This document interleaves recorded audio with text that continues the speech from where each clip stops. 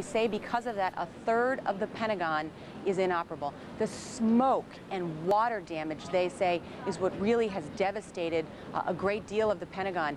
The Pentagon, of course, 5 sides. There are 5 rings. They go A, B, C, D, and E. The E is the outside. That's the facade that was hit. The plane crashed all the way into the C ring. They say that the A and B, all the way to the center of the ring, imagine like a big pie, if you will, all the way to the center is damaged because of the fire and the smoke and the water damage. We talked to some of those rescuers who have been inside this footage that you are seeing that happened just right after it crashed. They got down on their hands and knees. These were the people that were okay. Got down on their hands and knees. They took off their clothes.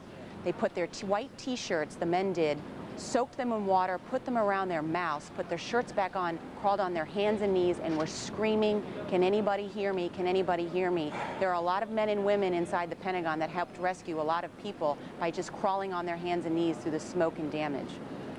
You know, we know that there are 5 floors above ground, but we don't know how many are below ground because that information is classified. But you have to assume there's a great deal of office space that's below ground as well. And this give you an idea of the size of what we're talking about. There are 131 stairways in this building, 13 elevators. You know, there are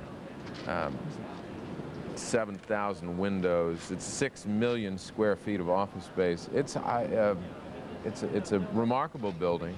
It cost $49 million to build back in 1941, and we're told it took about 16 months to build it, but it appears, I mean, I would just assume, if we got any estimate, Nora, on the cost of rebuilding, what it's going to take to do that? Yesterday, the Pentagon said it will cost anywhere between $100 million and $1 billion to repair the damage that has been done by these terrorists.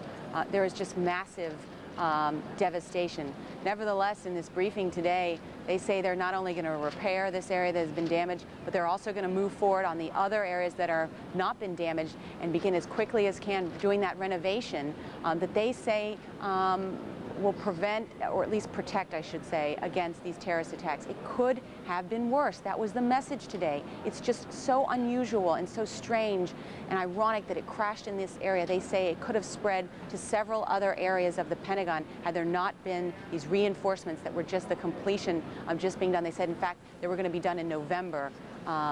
It was the final date when they would have been done with this renovation, John. I'm struck by what you said about the exterior of the building, because we've talked a great deal that there had been some improvements made to protect against some sort of attack. But I'm curious what sort of attack those improvements